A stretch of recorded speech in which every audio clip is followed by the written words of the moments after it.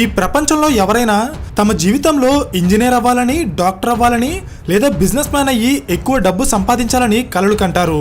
కానీ 13 ఏళ్ల వయసులో స్పై ఏజెంట్ అవ్వాలని, అంటే గూఢాచారి అవ్వాలని కలలు కనే వ్యక్తిని మీరు ఎప్పుడైనా చూసారా? అయితే చూడండి, here is the man Vladimir Putin. ఈ ప్రపంచంలో ఉన్న మోస్ట్ పవర్ఫుల్ వ్యక్తుల్లో పుటిన్ కూడా ఒకరు. ఇతను ఏ టైంలో ఎలా బిహేవ్ చేస్తారో, ఏ దేశం మీద ఎందుకు దాడి చేస్తారో ఎవ్వరికీ తెలీదు. ప్రపంచమంతా ఆయన్ని వ్యతిరేకించినా బెదిరించినా అవేమీ పట్టించుకోకుండా తను చేయాలనుకున్నదే ఆయన చేస్తారు. నిజానికి ఒక వ్యక్తి కమ్యూనిస్ట్ సిద్ధాంతాలనో లేదా సోషలిస్ట్ సిద్ధాంతాలనో ఫాలో అయినంత మాత్రాన వాళ్ళకి ఎలాంటి మైండ్ సెట్ రాదు. అంతకు మించి వాళ్ళ జీవితాన్ని ఇంకేదో గట్టిగా ఇన్ఫ్లుయెన్స్ చేసి ఉండాలి. ఒక సాధారణ ఇనుప ముక్కని కమ్మరివాడు పదునైన కత్తిగా ఎలా మారుస్తాడో సేమ్ అలాగే ఒక సాధారణ రష్యన్ పౌరుడైన పుటిన్ని ఒక సంస్థ ఈ ప్రపంచంలోనే మోస్ట్ పవర్ఫుల్ అండ్ డేంజరస్ వ్యక్తిగా మార్చింది. అదే కేజీబీ. సో అసలు కేజీబీ అంటే ఏంటి? పుటిన్ చిన్నప్పటి నుండి ఈ సంస్థలో జాయిన్ అవ్వాలని ఎందుకు కలలు కన్నారు? ఈ సంస్థ నేర్పిన సిద్ధాంతాలనే ఫాలో అవుతూ పుటిన్ రష్యాని 20 ఏళ్లకి పైగా ఎలా రూల్ చేశారు? 1991లో సోవియట్ యూనియన్ ముక్కలయ్యి 15 దేశాలుగా విడిపోయాక ప్రపంచంలో ఉన్న ఎన్నో దేశాలు ఇంకా రష్యా పని అయిపోయింది అనుకున్నారు.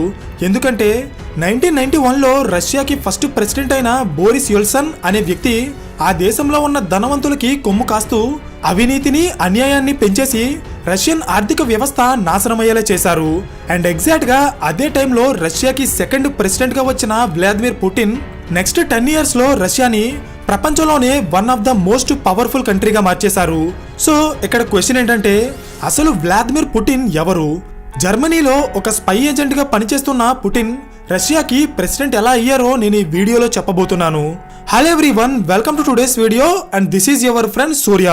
ఫస్ట్ ఆఫ్ ఆల్ పుతిన్ గురించి, అతను పరిపాలిస్తున్న రష్యా గురించి మీకు ఏం అర్థం కావాలన్నా మీకు ప్రెజెంట్ ఉన్న రష్యాకి అంతకు ముందున్న యుఎస్ఎస్ఆర్ కి మధ్య ఉన్న తేడా తెలియాలి. లాగ్ చేయకుండా సింపుల్ గా చెప్తా చూడండి. 1917లో రష్యన్ రెవల్యూషన్ జరిగింది. అంటే అప్పటి వరకు రష్యాని పరిపాలిస్తున్న నికోలస్ II తొలగించి వ్లాదిమిర్ లెనిన్ అనే వ్యక్తి రష్యాని ఒక సోషలిస్ట్ కంట్రీగా ఏర్పాటు చేశారు. దాని పేరే Russian Soviet Federative Socialist Republic, RSFSR. Lenin form చేసిన ఈ రష్యన్ రిపబ్లిక్ ని అందులో ఉన్న కొన్ని దేశాలు ఒప్పుకోలేదు. దీంతో 1918లో రష్యన్ సివిల్ వార్ స్టార్ట్ అయింది. ఈ యుద్ధంలో లెనిన్ గెలిచి రష్యా అలాగే దాని చుట్టుపక్కల Ukraine, Kazakhstan, Uzbekistan and Georgia లాంటి ప్రాంతాలని కలిపి ఒక గ్రూప్ ని ఏర్పాటు చేసి 1922లో Vladimir Lenin Union of Soviet Socialist Republics USSR అనే పేరుతో ఒక దేశాన్ని ఏర్పాటు చేశారు. దీన్నే సోవియట్ యూనియన్ అంటారు. అప్పట్లో ఇది ప్రపంచంలోనే అతిపెద్ద దేశంగా ఉండేది. లెనిన్ తర్వాత జోసెఫ్ స్టాలిన్ అండ్ జార్జ్ మెలెన్కోవ్ లాంటి పవర్ఫుల్ లీడర్స్ USSR ని చాలా ఏళ్లపాటు రూల్ చేశారు. అయితే ఇక్కడ మీకు తెలియాల్సిన విషయం ఏంటంటే, ప్రతి దేశాన్ని రక్షించడానికి డిఫెన్స్ ఫోర్సెస్ ఉంటాయి, like army, navy and air force. అవునా? సేమ్ ఇలాగే USSRలో వీటికి అడిషనల్ గా ఒక సీక్రెట్ సెక్యూరిటీ ఏజెన్సీ ఉండేది. అదే కేజీబీ. ఇది 1954లో స్థాపించబడింది. ఈ సంస్థ గురించి ప్రపంచానికి తెలియకుండా సోవియట్ యూనియన్ చాలా జాగ్రత్త పడేది. ఎందుకంటే ఇది సాధారణ సంస్థ కాదు. Foreign intelligence, counter intelligence, secret policing and spy operations, ఇలాంటి సీక్రెట్ ఆపరేషన్స్ ని నిర్వహించి ప్రపంచంలో ఎక్కడైనా ఎవరైనా USSR ని నాశనం చేయడానికి ట్రై చేసినా, ప్లాన్ చేసినా వాళ్ళని సైలెంట్ గా అంతం చేయడం లేదా దానికి సంబంధించిన ఇన్ఫర్మేషన్ ని సోవియట్ యూనియన్ కి పంపించడం ఈ కేజీబీ సంస్థ యొక్క లక్ష్యం. ఈ సంస్థ ఫాలో అయ్యే రూల్స్ అండ్ రెగ్యులేషన్స్ చాలా కఠినంగా ఉంటాయి. అండ్ ఈ సంస్థలోకి జాయిన్ అవ్వడం కూడా అంత ఈజీ కాదు. వాళ్ళు చాలా కఠినమైన ట్రైనింగ్ కంప్లీట్ చేసిన తర్వాతే కేజీబీలోకి రిక్రూట్ చేసుకుంటారు. సో ఇలాంటి సంస్థలో జాయిన్ అవ్వడానికి రష్యాలో ఉన్న ఒక 13 ఏళ్ల కుర్రాడు కలలు కనేవాడు. అతనే వ్లాదిమిర్ పుటిన్. 1952లో సోవియట్ యూనియన్ లో ఉన్న లెనిన్గ్రాడ్ అనే ప్లేస్ లో పుతిన్ జన్మించారు. పుతిన్ తండ్రి సోవియట్ యూనియన్ యొక్క ఆర్మీలో పనిచేసేవారు. అయితే పుతిన్ ని ఎక్కువగా ఇన్ఫ్లుయెన్స్ చేసిన వ్యక్తి వాళ్ళ తాతగారు. ఆయనే స్పిరిడోన్ పుతిన్. ఇతను లెనిన్ అలాగే జోసెఫ్ స్టాలిన్ దగ్గర పర్సనల్ అసిస్టెంట్ గా పనిచేసేవారు. వాళ్ళ గురించి ఆయన పుతిన్ కి చెప్పడం వల్ల పుతిన్ చిన్న ఏజ్ లోనే Karl Marx, Friedrich Engels and Lenin లాంటి వ్యక్తులు రాసిన బుక్స్ ని చదివి స్లోగా సోషలిస్టిక్ ఐడియాలజీని డెవలప్ చేసుకున్నారు. ఈ మైండ్ సెట్టే బహుశా అతన్ని కేజీబీ వైపు నడిపి ఉంటుంది. పుటిన్ చిన్నతనంలో తన చుట్టూ ఉన్న ప్రజలు కేజీబీ సంస్థ గురించి మాట్లాడుకోవడం విని దాని మీద స్లోగా ఆయనకి ఇంట్రెస్ట్ పెరిగింది. ఎలాగైనా కేజీబీలో జాయిన్ అయ్యి ఒక సీక్రెట్ ఏజెంట్గా దేశానికి సేవ చేయాలని ఆయన ఫిక్స్ అయ్యారు. అది కూడా 13 ఏళ్ల వయసులో. అందుకే ఆయన చిన్న వయసులోనే కేజీబీ ఆఫీస్ దగ్గరికి వెళ్ళి అందులో జాయిన్ అవ్వడానికి ఏం చేయాలో కనుక్కునేవారు. అయితే ఇక్కడ మీకు తెలియాల్సిన విషయం ఏంటంటే 1960s టైంలో సోవియట్ యూనియన్కి చాలా మంది శత్రువులు ఉండేవారు. సో వాళ్ళందరినీ హ్యాండిల్ చేయడానికి కేజీబీ సంస్థ చాలా మంది సీక్రెట్ ఏజెంట్స్ని రిక్రూట్ చేసుకునేది. సీక్రెట్ ఏజెంట్స్ అంటే సాధారణమైన వ్యక్తులు కాదు, వీళ్ళు highly intelligent and qualified people అయి ఉండాలి. అందుకే కేజీబీ సంస్థ రష్యాలోనే మోస్ట్ ప్రెస్టీజియస్ యూనివర్సిటీ అయిన లెనిన్గ్రాడ్ స్టేట్ యూనివర్సిటీ నుండి మాత్రమే సీక్రెట్ ఏజెంట్స్ని రిక్రూట్ చేసుకుంటుంది. ఈ విషయం తెలిసిన పుతిన్ చిన్నప్పటి నుండి కష్టపడి చదివి ఫైనల్గా అదే యూనివర్సిటీలో జాయిన్ అయ్యి 1975లో లా డిగ్రీని కంప్లీట్ చేశారు. అదే సంవత్సరం కేజీబీ సంస్థ కొత్త ఏజెంట్స్ని రిక్రూట్ చేసుకోవడానికి ఆ యూనివర్సిటీకి వెళ్ళినప్పుడు 10 ఏళ్లుగా ఆ సంస్థలో జాయిన్ అవ్వడానికి కలలు కంటున్న పుతిన్ అక్కడ రెడీగా ఉన్నారు. జనరల్గా కేజీబీలో జాయిన్ అవ్వడానికి స్టూడెంట్స్ పెద్దగా ఇంట్రెస్ట్ చూపించరు. ఎందుకంటే అక్కడ ఇచ్చే ట్రైనింగ్ కానీ లైఫ్ కానీ అంత కఠినంగా రిస్కీగా ఉంటుంది. వాళ్ళు సీక్రెట్ ఏజెంట్ అని ఎవరికి తెలిసినా నెక్స్ట్ మినిట్ వాళ్ళు ప్రాణాలతో ఉండరు. అందుకే చాలా మంది ఈ జాబ్కి దూరంగా ఉండేవారు. కానీ పుతిన్ మాత్రం దీనికోసమే ఎన్నో రోజులుగా వెయిట్ చేస్తున్నారు. ఫైనల్గా ఆయన కేజీబీ సంస్థలో ఉన్న కౌంటర్ ఇంటెలిజెన్స్ డిపార్ట్మెంట్లో సెకండ్ చీఫ్ డైరెక్టరేట్గా జాయిన్ అయ్యారు. నెక్స్ట్ ఫ్యూ ఇయర్స్ పాటు కేజీబీ సంస్థ పుతిన్కి చాలా కఠినమైన ట్రైనింగ్ ఇచ్చి అతన్ని ఒక పవర్ఫుల్ అండ్ ఎమోషన్లెస్ స్పైగా మార్చేసింది. అంటే ఎలాంటి సిచ్యువేషన్ వచ్చినా పుతిన్ ఎవరికి భయపడకుండా ఎలాంటి ఎమోషన్స్కి గురవకుండా చాలా అంటే చాలా స్ట్రాంగ్గా ఉంటారు. కేజీబీలో ట్రైనింగ్ పూర్తి చేసుకున్న కొన్ని రోజులకి పుతిన్ని వెస్ట్ జర్మనీలో ఉన్న డ్రెస్డెన్ అనే ప్లేస్కి స్పై ఏజెంట్గా పంపించారు. అక్కడ ఆయన చేయాల్సిన పని ఏంటంటే జర్మనీలో అండర్ కవర్ ఆపరేషన్ చేస్తూ కమ్యూనిస్టు పార్టీలో జాయిన్ అవ్వడానికి సరైన వ్యక్తులను గుర్తించడం, వెస్ట్రన్ కంట్రీస్ కనిపెడుతున్న కొత్త కొత్త టెక్నాలజీస్ గురించి తెలుసుకుని దాన్ని సీక్రెట్గా రష్యాకి పంపించడం, అలాగే వెస్ట్రన్ కంట్రీస్ సోవియట్ యూనియన్ మీద ఏమైనా దాడులు ప్లాన్ చేస్తే దాన్ని సీక్రెట్గా కనిపెట్టి ఆ ఇన్ఫర్మేషన్ని ఇమీడియట్గా యుఎస్ఎస్ఆర్కి పంపించాలి. ఇది స్పై ఏజెంట్గా పుతిన్ చేయాల్సిన పని. సో ఇలా కొన్ని సంవత్సరాల పాటు పుతిన్ జర్మనీలో స్పై ఏజెంట్గా పనిచేశాక నెక్స్ట్ జర్మనీ నుండి ఆయన మళ్ళీ రష్యాకి తిరిగి వచ్చి ఆయన చదువుకున్న అదే లెనిన్గ్రాడ్ యూనివర్సిటీలో అసిస్టెంట్ డీన్గా జాయిన్ అయ్యారు. కానీ అక్కడికి కూడా ఆయన స్పై ఆపరేషన్ పని మీదే వచ్చారు. కానీ బయట ప్రపంచానికి అది తెలియకుండా ఆయన నార్మల్గా కాలేజీలో పనిచేస్తున్నట్టు నటించేవారు. అయితే ఇక్కడ కాసేపు పుతిన్ స్టోరీ పక్కన పెట్టి మనం సోవియట్ యూనియన్ అయిన యుఎస్ఎస్ఆర్ గురించి మాట్లాడుకోవాలి. 1922లో లెనిన్ రష్యా చుట్టుపక్కల ఉన్న దేశాలని కలిపి యుఎస్ఎస్ఆర్ని ఫామ్ చేశారు అని చెప్పుకున్నాం కదా. 1922 నుండి 1990 వచ్చే వరకు యుఎస్ఎస్ఆర్ గవర్నమెంట్ రూపొందించిన పాలసీస్ వాళ్ళ ఆర్థిక వ్యవస్థని చిన్నాభిన్నం చేశాయి. దీనితో పాటు గవర్నమెంట్ ఎప్పుడూ కూడా మిలిటరీని ఎక్స్పాండ్ చేయడం మీదే ఫోకస్ చేస్తుంది, కానీ ఎకనామిక్ డెవలప్మెంట్ మీద పెద్దగా ఫోకస్ చేయడం లేదు. ఇంకా ఇలాంటి ఎన్నో కారణాల వల్ల 1991లో సోవియట్ యూనియన్లో ఉన్న దేశాలు ముక్కలుగా విడిపోయి 15 కొత్త దేశాలు ఏర్పడ్డాయి. అవే Russia, Ukraine, Kazakhstan, Uzbekistan etcetera. రష్యాలో ఉన్న కొంతమంది వ్యక్తులు సోవియట్ యూనియన్ ఇలా ముక్కలైపోవడాన్ని అస్సలు తట్టుకోలేకపోయారు. ఇందులో ముఖ్యమైన వ్యక్తి వ్లాదిమిర్ పుటిన్. పుటిన్కి యుఎస్ఎస్ఆర్ ముక్కలవడం అస్సలు ఇష్టం లేదు. ఎందుకంటే దీనివల్ల రష్యా చాలా నష్టపోతుంది. ఆర్థికంగా, మిలిటరీ పరంగా, అలాగే పవర్ విషయంలో కూడా రష్యా అమెరికా ముందు చాలా వెనకపడిపోతుంది. 1991లో యుఎస్ఎస్ఆర్ విడిపోయాక రష్యన్ ఆర్థిక వ్యవస్థ చాలా దారుణమైన సిచ్యువేషన్కి వచ్చేసింది. అక్కడ ఎంతో మంది ప్రజలు తినడానికి సరైన తిండి కూడా లేక ఇబ్బంది పడ్డారు. దేశానికి ఆదాయం తగ్గిపోయి కరప్షన్ పెరిగిపోయింది.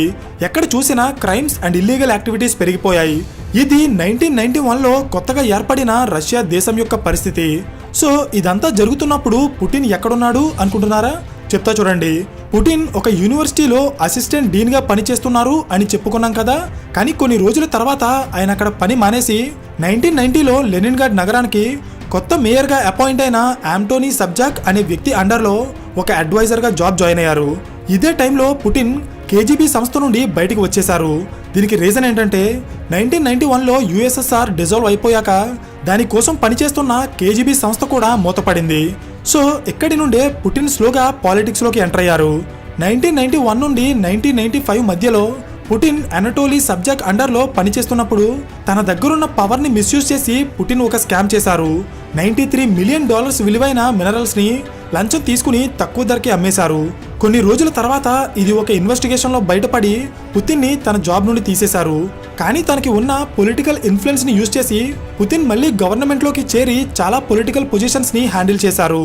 1996లో ఆయన మాస్కోకి వెళ్ళి department of presidential property management అనే సంస్థలో డిప్యూటీ చీఫ్గా పనిచేశారు. ఇక్కడ పుతిన్ చేసే పని ఏంటంటే విదేశాల్లో రష్యాకి ఉన్న ప్రాపర్టీస్ని మెయింటైన్ చేయడం, గవర్నమెంట్ ఎక్కడైనా ఆస్తులు కొన్నా అమ్మినా ఆ డబ్బు మొత్తం పుతిన్ ద్వారానే ట్రాన్స్ఫర్ అయ్యేది. అయితే ఈ ప్రాసెస్లో పుటిన్ రష్యాలో ఉన్న పెద్ద పెద్ద బిజినెస్ మ్యాన్స్ అలాగే పొలిటీషియన్స్తో కాంటాక్ట్స్ పెంచుకుని స్లోగా గవర్నమెంట్లో తన పవర్ని ఇన్ఫ్లుయెన్స్ని పెంచుకున్నారు. తర్వాత అక్కడి నుండి 1997లో అప్పటి రష్యన్ ప్రెసిడెంట్ అయిన బోరిస్ యెల్ట్సిన్ దగ్గర ప్రెసిడెన్షియల్ స్టాఫ్కి డిప్యూటీ చీఫ్గా జాబ్ జాయిన్ అయ్యారు. అయితే ఇక్కడ మీకు ఒక విషయం తెలియాలి. పుతిన్ పనిచేసిన కేజీబీ అనే సంస్థ 1991లో యుఎస్ఎస్ఆర్ ముక్కలయ్యాక మూసేశారు అని చెప్పుకున్నాం, అవునా? కానీ నిజానికి ఆ సంస్థ పేరు మాత్రమే అంతరించింది. వాళ్ళు చేసే సీక్రెట్ ఆపరేషన్స్ కానీ వాళ్ళ సిద్ధాంతాలు కానీ అంతరించలేదు. ఎలా అంటే 1991లో కేజీబీ మూతపడ్డాక కొత్తగా వచ్చిన రష్యన్ గవర్నమెంట్ దాని స్థానంలో మరొక సంస్థని క్రియేట్ చేసింది. అదే ఫెడరల్ సెక్యూరిటీ సర్వీసెస్ ఎఫ్ఎస్బి. 1991లో పుతిన్ ఏ సంస్థ నుండి అయితే బయటికి వెళ్ళిపోయాడో సరిగ్గా 6 ఏళ్ల తర్వాత అంటే 1997 వచ్చేటప్పటికి మళ్ళీ అదే సంస్థకి డైరెక్టర్గా బాధ్యతలు స్వీకరించారు. అయితే ఇక్కడ నేను మీకు ఒక క్లారిటీ ఇవ్వాలి. పుతిన్ పొలిటికల్ కెరియర్లో కొన్ని పేజెస్ మనకి క్లియర్గా కనిపించావు. అంటే ఫర్ ఎగ్జాంపుల్ పుటిన్ తన పొలిటికల్ కెరియర్లో చాలా తక్కువ టైంలోనే ఒక చిన్న అడ్వైజర్ స్థాయి నుండి రష్యన్ ప్రెసిడెంట్ దగ్గర డిప్యూటీ చీఫ్గా పనిచేసే స్థాయికి ఎదిగిపోయారు. సో ఇలా ఎదిగే క్రమంలో పుటిన్ చాలా ఇల్లీగల్ అండ్ క్రిమినల్ యాక్టివిటీస్ చేశారని, ఎంతో మంది పొలిటీషియన్స్ అండ్ బిజినెస్ మ్యాన్స్ కి లంచాలు ఇచ్చి మేనేజ్ చేశారని చాలా కాన్స్పిరసీ థియరీస్ ఉన్నాయి. కానీ దేనికి కూడా సరైన డేటా కానీ ప్రూఫ్స్ కానీ లేవు. 1991లో లెనిన్గ్రాడ్ మేయర్ కింద ఒక అడ్వైజర్ గా తన కెరియర్ ని స్టార్ట్ చేసిన పుతిన్ నెక్స్ట్ కొన్ని సంవత్సరాల్లోనే ప్రెసిడెంట్ దగ్గర పనిచేసే స్థాయికి ఎదిగి ఆయన నమ్మకాన్ని, అభిమానాన్ని సంపాదించుకున్నారు. రష్యన్ ప్రెసిడెంట్ అయిన బోరిస్ యెల్ట్సిన్ కి పుతిన్ మీద ఉన్న నమ్మకంతో 1999లో ఆయన పుతిన్ని తన కింద ఉండే డిప్యూటీ ప్రైమ్ మినిస్టర్స్ లో ఒకరిగా అపాయింట్ చేశారు. అయితే ఇక్కడి వరకు పుతిన్ చాలా ప్లాన్డ్ గా వచ్చేశారు. కానీ ఇక్కడి నుండి పుతిన్ కి అసలైన కాంపిటీషన్ మొదలైంది. ఎలా అంటే రష్యన్ ప్రెసిడెంట్ దగ్గర మొత్తం 3 డిప్యూటీ ప్రైమ్ మినిస్టర్స్ ఉంటారు. అందులో పుతిన్ తో పాటు బోరిస్ నెమ్స్టవ్ అనే మరొక వ్యక్తి కూడా ఉన్నారు. రష్యన్ ప్రెసిడెంట్ అయిన బోరిస్ యెల్ట్సిన్ తన తర్వాత బోరిస్ నెమ్స్టవే ప్రెసిడెంట్ అవ్వబోతున్నారని చాలాసార్లు ప్రెస్ ముందు అనౌన్స్ చేశారు. ఎందుకంటే పుతిన్ గురించి రష్యన్ ప్రజలకి పెద్దగా తెలీదు. కానీ బోరిస్ నెమ్స్టవ్ రష్యన్ పాలిటిక్స్ లో చిన్న స్థాయి నుండి ఎదిగి స్లోగా పైకి వచ్చారు. ప్రజలు కూడా అతన్నే నెక్స్ట్ ప్రెసిడెంట్ గా ఎన్నుకోవాలని డిసైడ్ అయ్యారు. కానీ అదే టైంలో రష్యాలో ఒక ఫైనాన్షియల్ క్రైసిస్ వచ్చింది. దీనికి కారణం ఏంటంటే అప్పటి రష్యన్ ప్రెసిడెంట్ అయిన బోరిస్ యెల్ట్సిన్ అంత సమర్థుడు కాదు. ప్రజలంతా ఇతను రష్యాని అమెరికాతో పోటీ పడే ఒక సూపర్ పవర్ గా మారుస్తారని కలలు కంటే బోరిస్ యెల్ట్సిన్ మాత్రం రష్యన్ ఆర్థిక వ్యవస్థని నాశనం చేసి రాజభోగాలకి అలాగే ఆల్కహాల్కి అలవాటు పడి ప్రజల సంక్షేమాన్ని పక్కన పెట్టేశారు. దీనివల్ల రష్యన్ ఆర్థిక వ్యవస్థ చాలా దారుణమైన సిచ్యువేషన్కి వచ్చేసింది. ఇది గమనించిన రష్యన్ ప్రెసిడెంట్ బోరిస్ నెమ్స్టవ్ని బ్లేమ్ చేసి తనని ఆ పదవి నుండి తీసేశారు. సో ఇప్పుడు పుతిన్కి కాంపిటీషన్ లేదు. ఆయనే నెక్స్ట్ ప్రెసిడెన్షియల్ క్యాండిడేట్. నిజానికి రష్యాలో ప్రెసిడెంట్ అవ్వాలంటే వాళ్ళు ఎలక్షన్స్లో పోటీ పడాలి. కానీ పుతిన్ గురించి రష్యన్ ప్రజలెవరికి పెద్దగా తెలియకపోవడం వల్ల ఆయన గెలుస్తారనే నమ్మకం ఎవరికీ లేదు. ఫైనల్గా ఎలక్షన్స్కి 1 నెల రోజుల ముందు రష్యా క్యాపిటల్ అయిన మాస్కో మీద బాంబుల వర్షం కురిసింది. ఈ అటాక్స్లో చాలా మంది ప్రజలు చనిపోయారు. ఇది చూసిన రష్యన్ ప్రజలు కోపంతో రగిలిపోయారు. అయితే పుటిన్ ఇమ్మీడియట్గా బయటకు వచ్చి ఈ అటాక్స్ చేసింది టెర్రరిస్టులని, వాళ్ళ మీద ఖచ్చితంగా రివెంజ్ తీర్చుకుని రష్యా పవర్ ఏంటో ప్రపంచానికి తెలిసేలా చేస్తామని ఒక స్టేట్మెంట్ ఇచ్చారు. అంతే. అప్పటి వరకు పుతిన్ అంటే ఎవరో తెలియని రష్యన్ ప్రజలు ఒక్కసారిగా పుతిన్కి సపోర్ట్ చేయడం స్టార్ట్ చేశారు. కానీ ఇక్కడ ట్విస్ట్ ఏంటంటే ఈ అటాక్స్ చేసింది టెర్రరిస్టులు కాదు. ఇన్వెస్టిగేషన్లో అక్కడ ఎఫ్ఎస్బి సంస్థకి చెందిన వాళ్ళ ట్రేసెస్ దొరికాయి. ఈ ఎఫ్ఎస్బి సంస్థకి ఒకప్పుడు పుతినే డైరెక్టర్గా ఉన్నారు. సో ప్రజల్లో పాపులారిటీని సంపాదించడానికి పుటినే ఎఫ్ఎస్బి సంస్థని అడ్డు పెట్టుకుని ఈ అటాక్స్ చేయించారని రష్యాలో చాలా థియరీస్ క్రియేట్ అయ్యాయి. ఏదేమైనా 1999 ప్రెసిడెన్షియల్ ఎలక్షన్స్లో వ్లాదిమిర్ పుటిన్ 52% ఓట్స్ని సాధించి రష్యన్ ప్రెసిడెంట్గా ప్రమాణ స్వీకారం చేశారు. పుటిన్ ప్రెసిడెంట్ అయ్యాక రష్యన్ ఆర్థిక వ్యవస్థ చాలా మెరుగుపడింది.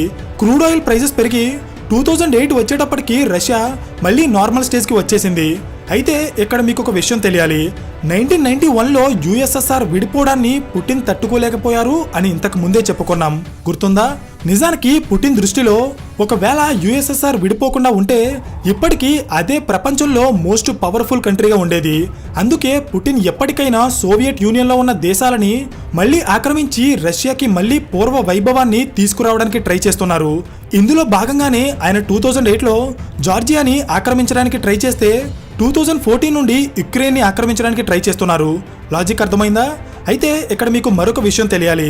1949లో America, Canada and European countries కలిపి అప్పటి సోవియట్ యూనియన్కి వ్యతిరేకంగా NATO, North Atlantic Treaty Organisation అనే పేరుతో ఒక యూనియన్ని క్రియేట్ చేశాయి. ఇందులో జాయిన్ అయిన దేశాల మీద ఒకవేళ సోవియట్ యూనియన్ దాడి చేస్తే వాళ్ళకి అమెరికా, కెనడా అలాగే European countries military and financial సపోర్ట్ని ఇచ్చి కాపాడతాయి. ఇప్పుడు ఈ నాటో సంస్థ సోవియట్ యూనియన్ విడిపోయాక రష్యాకి వ్యతిరేకంగా పనిచేయడం స్టార్ట్ చేసింది. రష్యా చుట్టుపక్కల ఉన్న చాలా దేశాలు పుటిన్కి భయపడి సపోర్ట్ కోసం ఈ నాటోలో జాయిన్ అయిపోయాయి. ఒకసారి ఈ మ్యాప్ చూడండి. ఇందులో బ్లూ కలర్లో ఉన్న అన్ని దేశాలు నాటోలో జాయిన్ అయ్యాయి. దీన్ని పుటిన్ అస్సలు సహించలేకపోతున్నారు.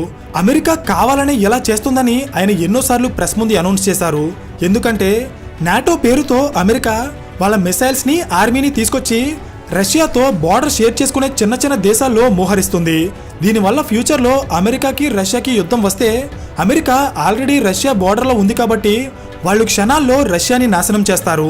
ఇప్పుడు యుక్రెయిన్ కూడా నాటోలో జాయిన్ అవడానికి ట్రై చేస్తుంది. అందుకే పుటిన్ ఎలా అయినా యుక్రెయిన్ని ఆక్రమించాలనుకుంటున్నారు. సో ఇక్కడ పుటిన్ యొక్క లక్ష్యం చాలా క్లియర్. ఎలా అయినా ఒకప్పటి సోవియట్ యూనియన్లో ఉన్న దేశాలని మళ్ళీ కలిపి ఒక బలమైన రష్యాని క్రియేట్ చేయాలి. ఐ థింక్ మీకు పిక్చర్ క్లియర్గా అర్థమైంది అనుకుంటున్నాను. సో ఫైనలీ ఒకప్పుడు రష్యన్ సీక్రెట్ ఏజెన్సీలో స్పై ఏజెంట్ కావాలనే లక్ష్యంతో గవర్నమెంట్లో అడుగుపెట్టిన పుతిన్ ఈరోజు అదే రష్యన్ గవర్నమెంట్ని తనకి అనుకూలంగా మార్చేసుకున్నారు. ఎలా ఎందుకంటున్నానంటే జనరల్గా రష్యాలో ఏ ప్రెసిడెంట్ అయినా కంటిన్యూస్గా 2 టర్మ్స్ కంటే ఎక్కువ సార్లు ప్రెసిడెంట్గా ఉండకూడదు. అందుకే పుటిన్ 2000 నుండి 2008 వరకు ప్రెసిడెంట్గా ఉండి తర్వాత 4 ఏళ్ల పాటు ప్రైమ్ మినిస్టర్గా పనిచేసి మళ్ళీ 2012లో ప్రెసిడెంట్ అయ్యారు. నిజానికి 2024లో పుతిన్ తన పదవి నుండి దిగిపోవాలి. కానీ 2020లో ఆయన రష్యన్ కాన్స్టిట్యూషన్ని అమెండ్ చేసి ఒక వ్యక్తి 4 సార్లు కంటిన్యూస్గా ప్రెసిడెంట్ అయ్యేలా కొత్త చట్టాన్ని తీసుకొచ్చారు. ఇలా చేసింది పుటిన్ మాత్రమే కాదు, చైనీస్ ప్రెసిడెంట్ అయిన షీ జిన్పింగ్ కూడా ఇలాంటి చట్టాన్ని తీసుకొచ్చి తను చనిపోయే వరకు కూడా చైనాకి ప్రెసిడెంట్గా ఉండేలా చేసుకున్నారు. దీని గురించి ఆల్రెడీ మనం లాస్ట్ వీడియోలో డిస్కస్ చేసాం, గుర్తుందా? సో ఇది వ్లాదిమిర్ పుటిన్ యొక్క ఓవరాల్ స్టోరీ. ఆయన లైఫ్లో ఏం జరిగిందో మీకు అర్థమైంది అనుకుంటున్నాను. ఈ వీడియో మీకు నచ్చితే ఖచ్చితంగా లైక్ చేసి ఈ సిరీస్లో నెక్స్ట్ ఏ లీడర్ యొక్క స్టోరీ చూడాలనుకుంటున్నారో కింద కామెంట్ చేయడం మర్చిపోకండి. ఈ టైప్ ఆఫ్ కాంటెంట్ ఇష్టపడే మీ ఫ్రెండ్స్ అండ్ ఫ్యామిలీ గ్రూప్స్కి ఈ వీడియోని షేర్ చేసి ఇలాంటి మరిన్ని వీడియోస్ కోసం ఛానల్ని సబ్స్క్రైబ్ చేయండి. So thank you for watching and I will see you in the next video.